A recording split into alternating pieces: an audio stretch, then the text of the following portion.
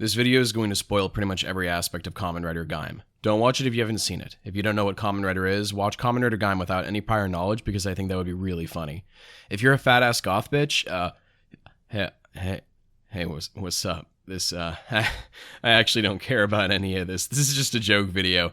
Hit my line. The Kamen Rider franchise is no stranger to weird guys. Serial killer guys, guys with mommy issues, guys with daddy issues, guys with sister issues, and Tachibana. In no small part thanks to resident madman Toshiki Inoue, Kamen Rider's DNA was injected with a heavy dose of melodrama. It is by now inextricable from the series, is rooted into its identity as compound eyes and fighting a guy on a bridge. Kamen Rider Gaim turns 10 as of the year of this video, and what better way to discuss the show's anniversary than talking about growing up? At its core, Gaim is a coming-of-age story, and shows how young people from different walks of life and dreams change in the face of imminent hardship. It's a classic Udabuchi joint, tying the coming-of-age dynamic into concepts like utilitarianism and the struggle against a cruel world. Each of the show's dramatis personae develop differently.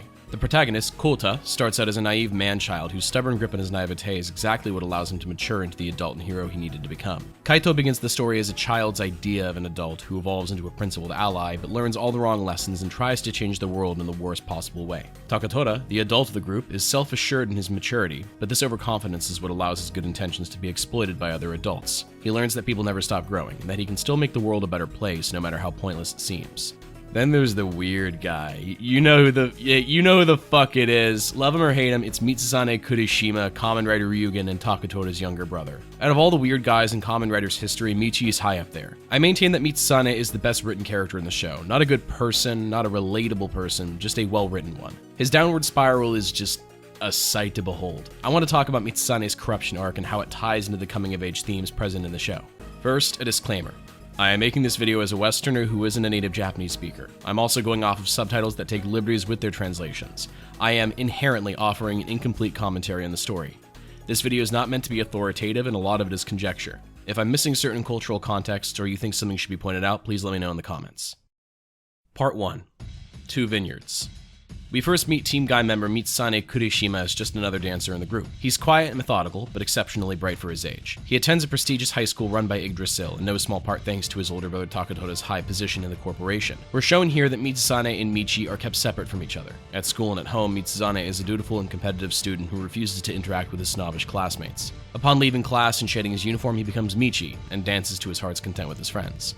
Team Gaim is, in his own words, everything to him. It's the only place that lets him be himself. I don't want to wax too much about the Japanese school system, just know that some schools, especially ones with more ambitious career paths, have 6-day school weeks along with cram school. And this is a career at Yggdrasil we're talking about. These are scientists, metaphysicists, xenobiologists. We are never shown concise time progression because in tokusatsu, time is like a wet napkin. But it's conveyed early on that Mitsuzane has a lot riding on his shoulders academically, and when he's not dancing, he's just studying. The reality of his life is Michi has to go to this oppressive school environment, mask his true self, and then earn only a small reprieve before he's forced to return home and put on his mask again. His older brother lectures him, telling him the top of his class isn't good enough and that he needs to be the top of his year. He doesn't have a choice in what he's going to do with his life. He will work at Yggdrasil. Every aspect of his life has been decided for him. This is all simple, well-illustrated stuff in the beginning of the show, but it's important to keep in mind as Mitsuzane develops. A huge part about growing up and understanding yourself is your relation to society and your community. As an adult, some people take pride in their work. A bar owner gives the community a place to socialize. A tailor mends the clothes cherished by their owners so they don't have to give them up. I'm not talking about making money or being able to pay rent. I'm talking about giving your community something they can rely on. This is something younger people like myself are finding hard to relate to because there doesn't seem to be a lot of room for jobs or careers to be proud of. Most people my age work to feed themselves. Few find pride in a retail job or their work as a barista. It's becoming harder for people to find something that distinguishes themselves in their community. To be clear, Kamen Rider Gaim is not talking about American labor issues here, but this struggle to find a place where you can distinguish yourself is something it does explore and is relatable to a lot of people. The issue is something teenagers face too. If you can't hold a job, or at least one that's a fixture in the community, how do you distinguish yourself in that community? Usually this manifests in forming subcultures, in groups where the social dynamics differ, where your means to stand out is more easily achievable. To stand out as a skater, you get good at skating and, I don't know, listen to cool music? This doesn't necessarily stop when you become an adult. Someone can be a lab physician at work, but a dominatrix at the club. But that multiplicity is harder as a teenager. You're instead more likely to invest all your energy into that community you've chosen. To a normal child, this probably isn't the worst balancing act in the world. Provided you keep your grades up and you aren't in the wrong crowd, parents usually let their kids do what they want. But what about if your parental figure wouldn't allow that? Taketora not only views anything non-academic as a distraction, he actively sees the beat writers as scum. To his brother, he has a community already, a predestined role. While a part of growing up is learning your place in the world, Mitsuzane is not afforded that luxury. In spite of this, Michi persists in his petite rebellion, continuing to dance as a beat writer in secret. But this means he must continuously occupy both identities. This is not a balancing act for him. This is a mental superposition. Everything he says, not just around Taketora but his own friends, is meticulous, designed not to reveal his other self to those around him. Within Michi's community, the one he chose, he establishes himself early on in the group as the team's tactician. He's the one who devises the plan to catch the Bat invest. He's the one who concocts the Loxy competition as a smokescreen to investigate Yggdrasil. Using his wit is how Michi establishes his role in that community. But his goal isn't just to protect Team Gaim, it's to protect his love interest, Mai Takatsukasa. Even from the beginning of the show, Michi seems to understand that Mai's feelings aren't with him, that her love lies with Kota, a fact he accepts as long as it guarantees Mai's happiness. To Michi, Mai is symbolic and represents not just Team Gaim, but his place in the world as a whole. If being with Kota allows Mai to continue smiling, this is just as well. Michi views Kota as a role model in the beginning of the show, someone he aspires to be like. Not just because he admires his reliability, but because being like Kota could also mean earning Mai's love.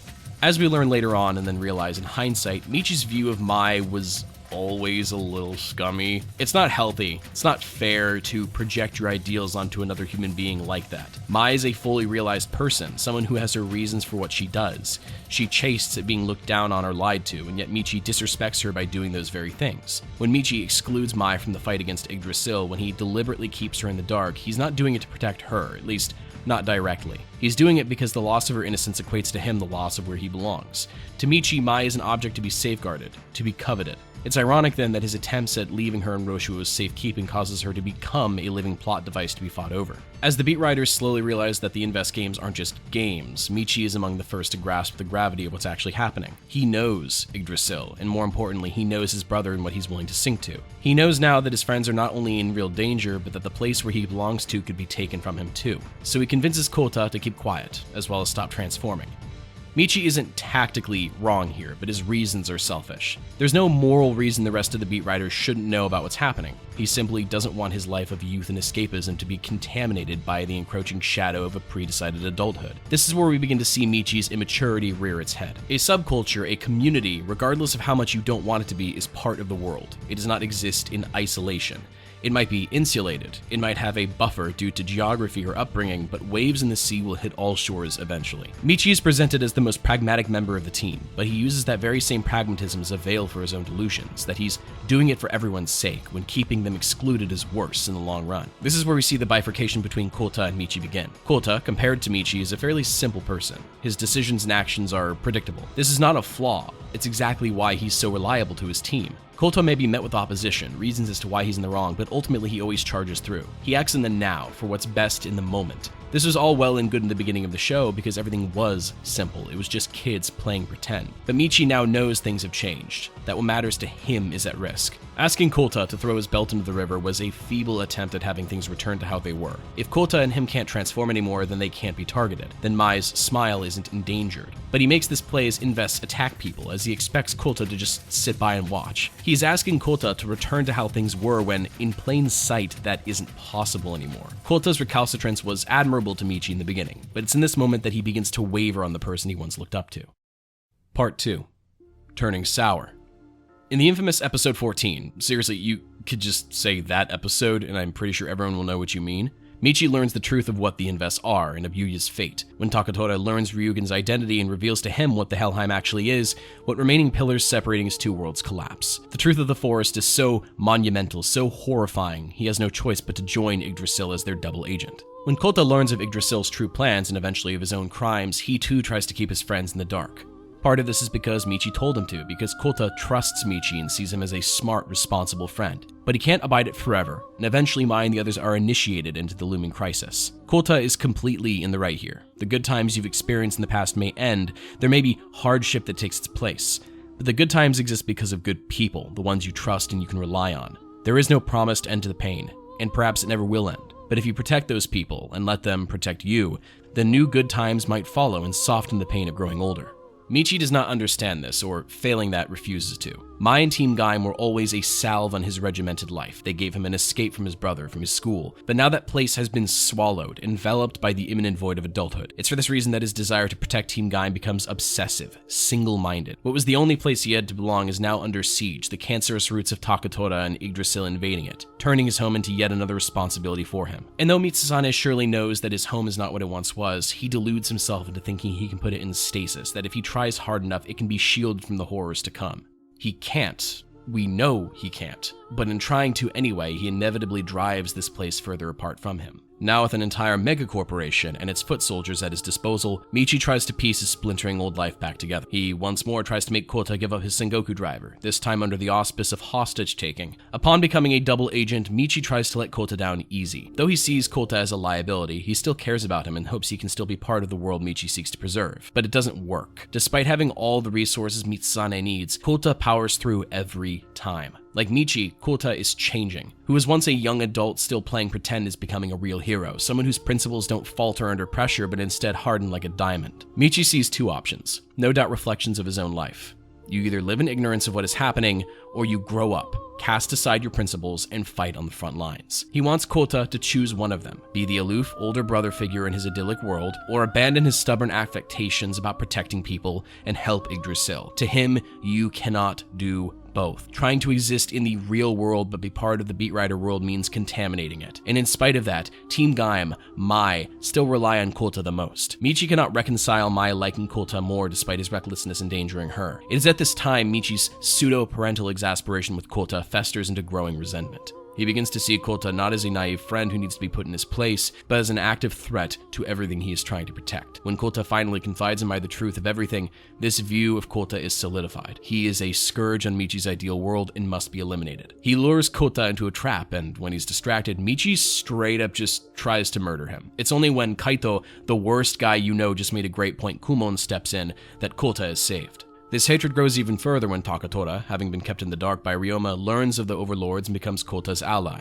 I think this bit is really interesting because Takatora is the entire reason Michi's life was set in the course it was. He's still responsible for his actions, but they likely would not have happened the way they did had Takatora not placed such immense pressure on his younger brother. Michi, a child, has had to sully his hands. He's lied to and manipulated his friends, even trying to murder someone who was once his closest, all because of Takatora's self-assured noblesse oblige mindset. So for Michi to have sunken so low, relinquished so much, only to learn the man responsible for that is now friends with someone he once would have called a street rat, that's rough. But Michi does not have second thoughts about what he's doing. He does not see Takatora's redemption as a sign that he could too. He just watches as Ryoma sends his older brother plummeting to his apparent doom. It is perhaps for this reason that Michi takes the Genesis driver and dons the Zangetsu Shin armor. It's of course of strategic value, allowing him to outwardly attack Kota without exposing his identity. But by wearing the artificial skin of his presumed dead brother, he, at least in his mind, seizes the reins of his life. He is his brother now. He doesn't have to serve Yggdrasil anymore, and now has the grounds to collude with Sid,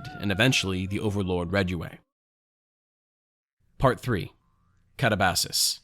After Sid gets flattened like a pancake and Michi throws in with Regue, this is where his obsession with keeping his ideal world intact comes to its most extreme. Regue explains that she wants Earth to be rendered a playground, where humans can be treated as toys. She offers Michi the position as ruler of Earth in exchange for his loyalty and allowing Regue to do what she pleases. Upon joining her, Michi joins the ranks of Quisling and Pate as traitors, not just to his nation, but his entire species. Gormless cowards like Quisling had no qualms with letting millions die as long as his nation, his narrow-constructed reality remained unscathed. But as Michi does the same, he childishly never understands that the Beat Riders never existed in a vacuum to begin with. France and Norway could not be spared from what Hitler was doing to Europe because they were part of Europe. They were born from thousands of years of history around them. The Beat Riders existed as a response to the unfair society its dancers treaded. When Roshuo stops the nuclear strike, Michi finally displays a glimpse of craven clarity. He declares he doesn't need a home, and that the new world can be sculpted to be whatever he wishes. His friends don't need to be at their old garage anymore. They don't need to dance anymore. They just need to be with him. He has, to some extent, always viewed his friends, especially Mai, as objects to keep to himself. Again, emulating the shadow he viewed his brother as,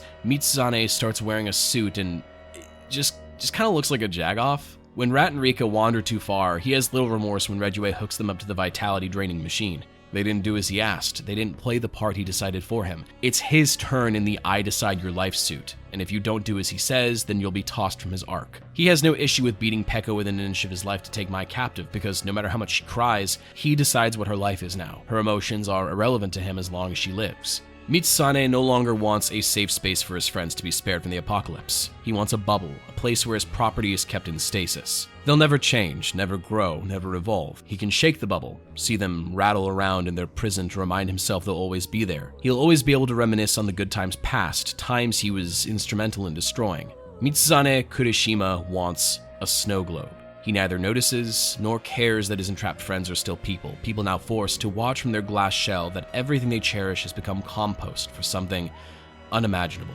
I do not think Mitsuzane's brother Takatora is beyond reproach. He is, like most of the show's adults, a representative of the utilitarian ends justify the means systems in so many of Urobuchi's works. A lot of his actions are the result of being kept in the dark by Ryoma, but he would not have accepted Ryoma's lies so easily if he himself wasn't so assured in his maturity. A view that most people, keyword most, grow out of eventually is the infallibility of adults, that they know best, that they're never wrong. But not all do grow out of it. I know too many people whose parents or grandparents use their age as a cudgel to justify their abuse. This idea of, I'm older than you, now shut the fuck up, is far too common among people responsible for the world's well-being. I don't think Takatora was abusive. I think he was just doing what he thought was best for Mitsuzane, just like he thought he knew what was best for mankind. Utilitarianism is concerned with the end result, that if the outcome is proportionately more positive than negative, then there is no harm done. The issue here was Takatora only concerned himself with the outcome. He wanted his brother at his side, but he never considered the burden it would create on someone his age. You may take an action that results in something positive, but not know that action has a negative consequence that goes unseen for months, years. You may go your life never knowing something you did irreparably changed someone's life for the worse. Takatora, like all the adults, was looking too far ahead. He didn't see what was happening to his younger sibling because he was so convinced that he couldn't fail his sibling. All the while, Michi watched Ryoma, Sid, and Yoko dupe his brother. He watched his brother traumatize his former best friend, and then he watched Takatora take a moral 180 because he saw a glimpse of hope, and then be nearly murdered for daring to believe in the future. Takatora, as an adult, failed the younger generation. He failed his brother. All he taught Mitsuzane was to be a crueler, more pragmatic version of himself, one that would not fail like he did. Takatora says Mitsuzane is his shadow, that he's every mistake he's ever made. And he's right. For the first time in the series, he tries to take responsibility for his actions, but it's too little, too late. When Mitsuzane assumes he's killed his brother, he starts hallucinating, with the specter of his brother mocking him for being nothing more than his shadow. You would think this is where I would really, go to town on psychoanalysis, but I don't really think there's all that much to observe here. Michi knows deep down he's not in control. He knows that destroying the source of his problems didn't make the problems go away. Takatora caused him a lot of anguish, but his actions were still his own. This decaying mental state might be what drives him into making a risky gamble, leaving Mai in Roshua's care. He no longer wants to save anyone except Mai. She is all he needs. But this ironically ends up costing Michi everything he fought for. He expected Mai to be a docile, static doll in Roshua's castle, but like everyone else, she too has matured by this point in the series. Her steadfast faith in Kota and the others reminds Roshua of his own wife, and he chooses her as woman of the beginning. When she falls ill and begins her transformation into an overlord, Professor Ryoma exploits Mitsuzane's desperation. He twists Michi's already gnarled view of Kota into something that pushes him to take the Yomotsu Heguri lockseed, a lockseed that could kill him. Michi knows that he may very well die, but sees it as a worthy risk if it means saving his unrequited love. This is the first selfless thing Mitsuzane has done since his descent began. His reasons are still self-absorbed, of course.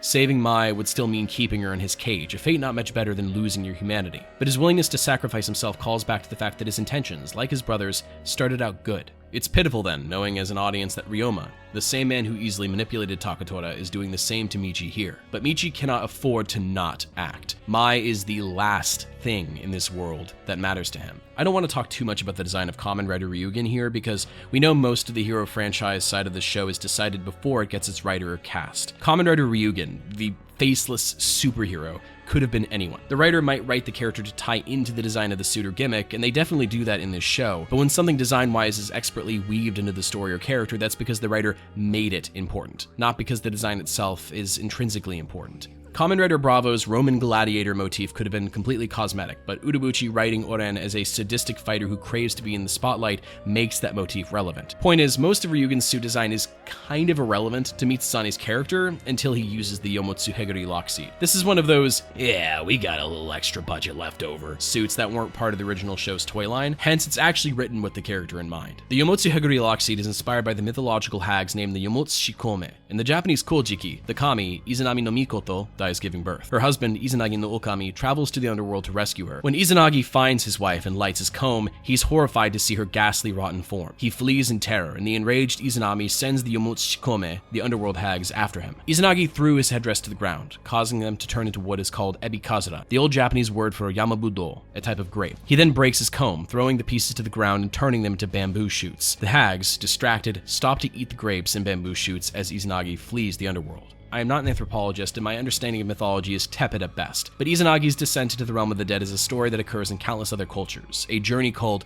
katabasis. Katabasis sees the hero of the story entering this harrowing world, sometimes to save people or learn something they cannot in the mortal world. The katabasis sees a change to the hero, where they are deprived of a world that assures them their sense of self. The underworld simultaneously reflects the undesirable aspects of humanity and the hero venturing into it. Saving one's beloved from hell, only to fail, is something we see in many versions of this story. Orpheus losing Eurydice, Theseus and Pirithous' failed rescue of Persephone, and of course Izanagi and his spurning of Izanami. But despite these failures, the hero often returns from the underworld. Their story continues. It's fairly easy to see why the tale of the Yomotsu Shikome was used as inspiration for Mitsuzane's final upgrade.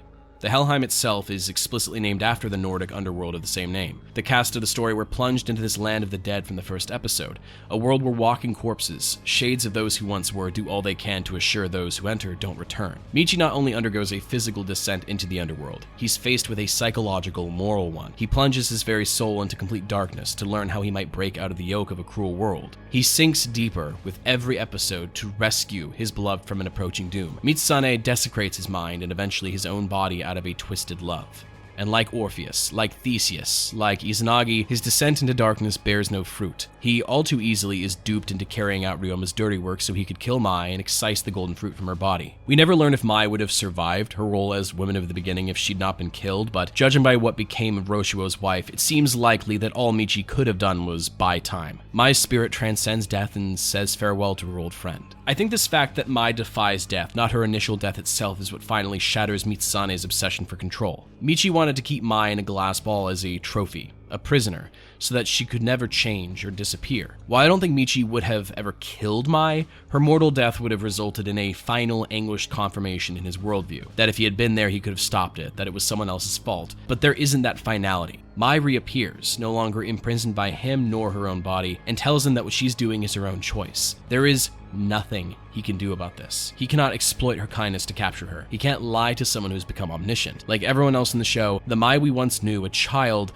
no longer exists. It is this final change that makes Michi realize that imprisoning the people he loved was never a possibility. The hallucinatory Takatora appears one final time and explains why Michi fell so far from where he stood. He didn't drift from his friends, they just grew up. But Michi did all he could to cling to the comfort and nostalgia of childhood that was never to last. He shut his eyes, covered his ears, and allowed the most egocentric, self-destructive part of himself govern his life. In other words, he behaved like a child. And in his tantrum, in his infantile attempt to cling to a world fading, he only hastened its disappearance. Mitsuzane Kureshima ruined his own life, and for absolutely nothing. He does what a helpless child does when scared and alone. He hugs his knees and sobs.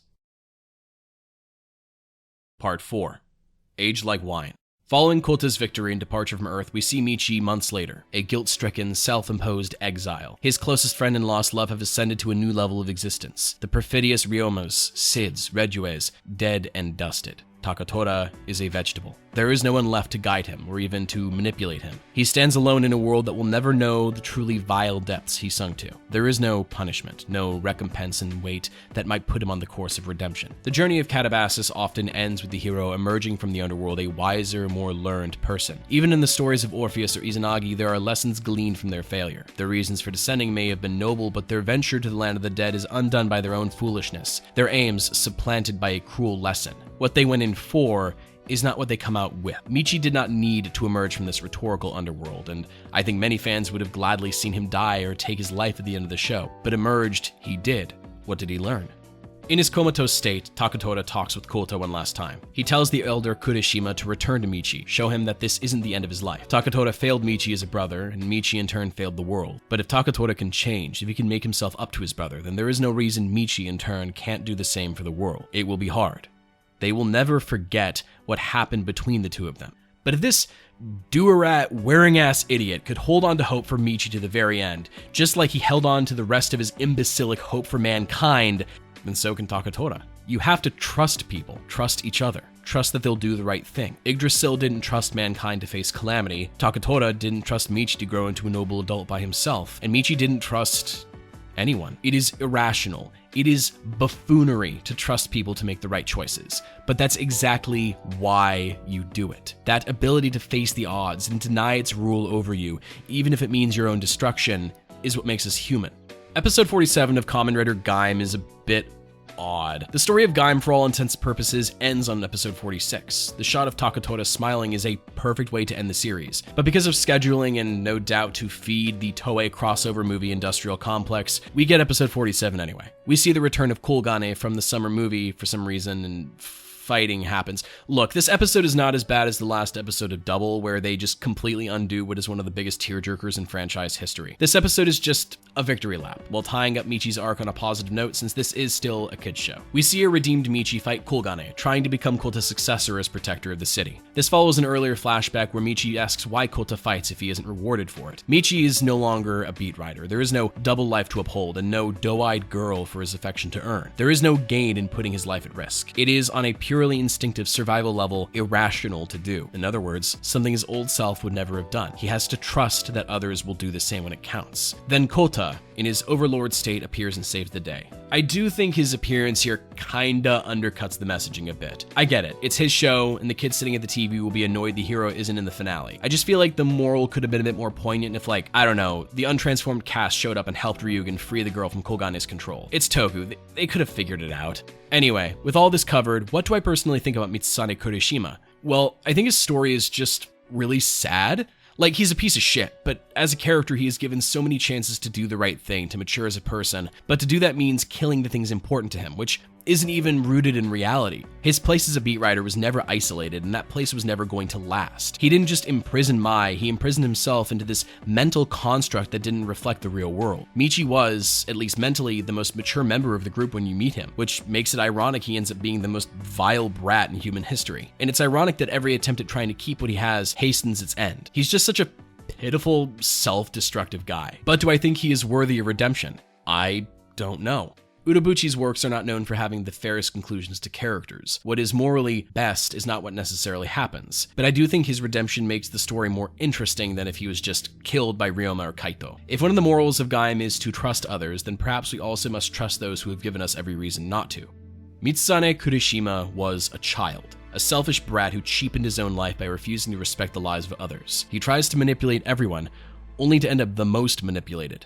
He thought he could avoid growing up, while simultaneously exceeding the boundaries of adulthood, all to preserve the things that would fade away no matter what he did. But in the same way a happy ending is only an ending because we don't see what follows, not all tragedies end with themselves. Michi will have to move on, learn to trust others again, and hope they trust him. To abuse your powers is a crime, but to have the power to improve the world, to correct the mistakes you caused and instead wallow in misery, is worse. To suffer hardship, to cause hardship, is part of growing up. It's what you do in the aftermath that makes you an adult. But the moment you face pain, shrivel up, refuse to change, and deny yourself a future, that's just withering on the vine.